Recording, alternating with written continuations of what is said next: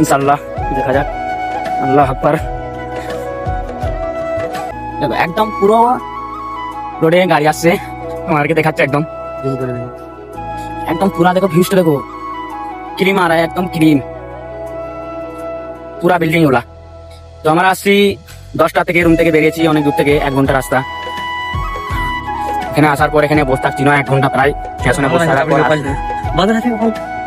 তো গাইস দেখো এখনো বানরও আছে। আমার বন্ধু অনেক ভয় পেয়ে গেছে যে বানরে চাবড়াচাবড়ি করবে। তো দেখে না এখানে বান্দর, দেখে না পুরো বান্দর এখানে আছে।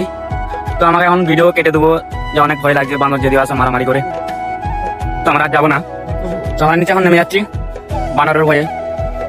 তো চাপার রাস্তা ও সাইড থেকে আছে, ও সাইড থেকে চাপার রাস্তা আছে। তো আমরা এখান থেকে চাপতে পারবো না, অনেক ভয় লাগছে। যদিও পায়ে স্লিপ হয়ে যায় তো নিচে একবারই শেষ।